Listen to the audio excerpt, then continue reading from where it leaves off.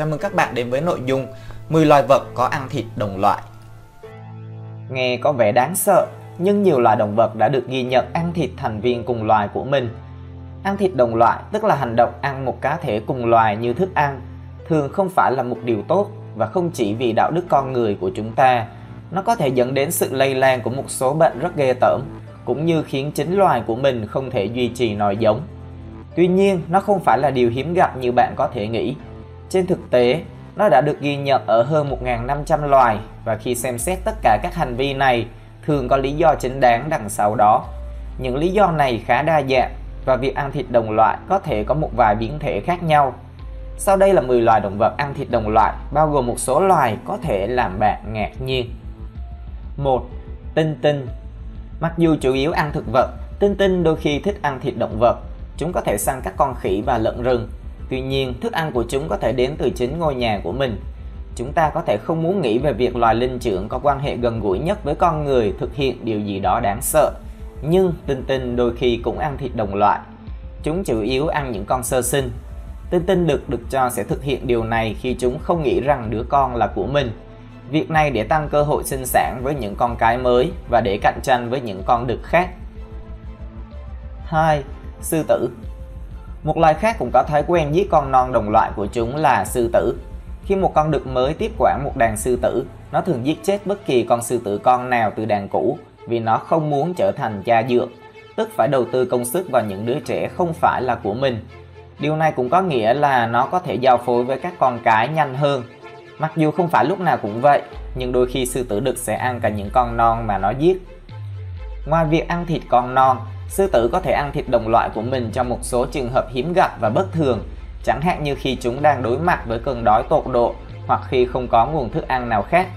Tuy nhiên, việc ăn thịt đồng loại ở sư tử không phải là một phần thường xuyên trong chế độ ăn uống hoặc hành vi của chúng. Sư tử thường săn và ăn các động vật khác như linh dương, trâu hoặc nhiều loài động vật hoang dã khác nhau, khiến những loài động vật đó trở thành nguồn thức ăn chính của chúng. Các bạn có thể đặt mua áo Godzilla hoặc khủng long tại trang aogodzilla.com của mình nhé. Có rất nhiều kiểu áo và màu áo để các bạn có thể lựa chọn ra một chiếc áo ưng ý nhất. Trong tự nhiên, các trường hợp sư tử ăn thịt đồng loại thường xảy ra trong các tranh chấp lãnh thổ, tranh giành quyền thống trị hoặc thời kỳ bất ổn xã hội trong đàn.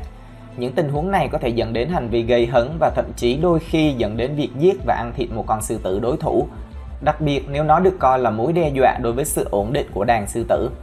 Điều quan trọng cần lưu ý là việc ăn thịt đồng loại tương đối hiếm ở sư tử, và đó không phải là hành vi phổ biến hoặc thường xuyên đối với chúng. Chế độ ăn chính của chúng bao gồm các động vật có vú ăn cỏ, và chúng sẽ chỉ ăn đồng loại của mình trong những trường hợp đặc biệt. 3. Hà mã. Hà mã là một loài khác thực hiện chiến lược tàn sát con non này. Tuy chúng không được biết đến là ăn thịt con non, nhưng chúng đã được ghi nhận ăn xác của những con hà mã trưởng thành khác. Điều này đặc biệt đáng ngạc nhiên bởi hà mã chủ yếu là động vật ăn thực vật. Các nhà khoa học nghi ngờ rằng hành vi này xuất phát từ nhu cầu cực kỳ cần thiết khi các loại thức ăn chính của chúng trở nên khan hiếm. 4. Chuột hamster. Đúng vậy, thậm chí cả chú chuột hamster là thú cưng đáng yêu của bạn cũng có khả năng ăn thịt đồng loại. Những con mẹ đôi khi ăn thịt con sơ sinh của mình, cả trong môi trường nuôi nhốt và trong môi trường tự nhiên. Người ta cho rằng chúng chỉ thực hiện điều này khi bị thiếu các vitamin và khoáng chất quan trọng. Giống như hà mã, đó là một giải pháp khủng khiếp cho vấn đề khan hiếm thức ăn nghiêm trọng.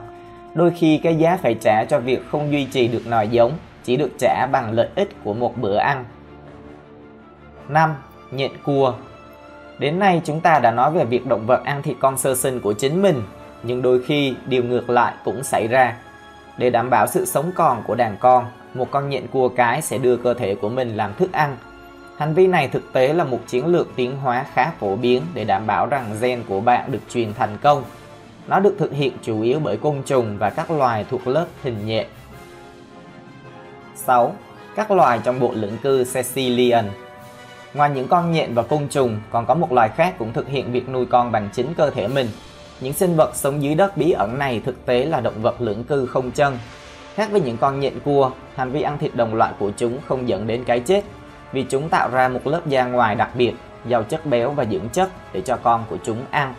Các con non sẽ gặm và ăn lớp da này bằng những răng được thiết kế đặc biệt, và lớp da sau đó sẽ mọc lại, được thay thế mỗi 3 ngày. Điều này cho phép con non phát triển rất nhanh chóng. 7. Cóc mía. Ngoài việc ăn thịt xảy ra giữa mẹ và con, việc ăn thịt đồng loại cũng có thể xảy ra giữa các anh chị em. Điều này xảy ra với những con nòng nọc của loài cóc mía. Trong đó, nòng nọc lớn hơn sẽ ăn thịt những người anh em nhỏ hơn vừa mới nở. Hành vi này thường được thấy ở Úc, nơi cóc mía là một loài xâm lấn và phá hoại. Người ta cho rằng hành vi ăn thịt đồng loại này là một phản ứng trước sự cạnh tranh trong loài để tranh giành nguồn tài nguyên, vì chúng không có bất kỳ đối thủ nào khác. Điều thú vị là hành vi này đã cho thấy một trường hợp của sự thích nghi tiến hóa nhanh, vì nòng nọc ở Úc đã bắt đầu trưởng thành nhanh hơn nhiều so với những loài họ hàng sống ở Nam Mỹ. Bằng cách này, chúng giảm nguy cơ trở thành mồi cho các anh chị em lớn, vì chỉ có nòng nọc nhỏ mới bị ăn. 8. Bọ ngựa. Một trong những ví dụ nổi tiếng nhất về ăn thịt đồng loại đó là bọ ngựa cái thường sẽ ăn thịt bọ ngựa đực sau khi giao phối. Con cái trước tiên sẽ cắn đứt đầu của con đực, sau đó tiếp tục tiêu thụ phần còn lại của cơ thể. Điều này được gọi là ăn thịt bạn tình, và không chỉ được thực hiện bởi bọ ngựa mà còn bởi nhiều loại côn trùng và các loài thuộc lớp hình nhện khác. Người ta cho rằng điều này có lẽ giúp chúng sinh sản tốt hơn, vì những con cái làm điều này thường sản xuất ra nhiều quả trứng hơn. Mặc dù có thể không trông như vậy, nhưng điều này theo một góc độ tiến hóa có thể có lợi cho cả con đực nữa. 9. Nhện góa phụ đen. Một loài động vật khác thường xuyên thể hiện hành vi ăn thịt sau giao phối là nhện góa phụ đen. Các con cái của chi nhện độc này thường ăn thịt các con đực nhỏ hơn nhiều, đôi khi là ngay giữa quá trình giao phối. Đây chính là lý do cho cái tên góa phụ. Mặc dù đôi khi con đực cố gắng trốn thoát, nhưng nhiều lúc chúng chấp nhận số phận tồi tệ của mình, hoặc thậm chí còn là người tự nguyện tham gia. Trong một hành vi được gọi là tự tử để giao phối, một số con đực thậm chí sẽ nhảy vào hàm của con cái đang chờ sẵn. 10. Gấu Bắc Cực. Trong một số trường hợp, việc ăn thịt đồng loại có thể xuất hiện hoặc gia tăng trong một loài mà trước đây ít khi thực hiện việc này để đối phó với sự khắc nghiệt từ môi trường. Điều này thật đáng tiếc vì nó xảy ra ở một số con gấu Bắc Cực. Mặc dù ăn thịt đồng loại không phải là điều chưa từng nghe đến ở những con gấu Bắc Cực này, nhưng trước đây điều này rất hiếm hoi. Trong những năm gần đây, đã có nhiều trường hợp ghi nhận thêm về các vụ gấu trắng tấn công gấu trắng và kẻ thua cuộc bị ăn thịt sau khi chết. Sự gia tăng này được cho là do tác động của biến đổi khí hậu đối với nguồn thức ăn và hoạt động săn mồi thường lệ của chúng. Sự tan chảy của băng biển đồng nghĩa với việc chúng có ít địa điểm hơn để săn mồi và do đó trở nên thiếu dinh dưỡng và phải phụ thuộc vào việc ăn thịt đồng loại của mình. Nội dung video của ngày hôm nay cũng sẽ dừng lại ở đây. Nếu như các bạn thích các chủ đề tương tự, hãy cho mình một like và đăng ký nhé. Cảm ơn các bạn và xin chào tạm biệt.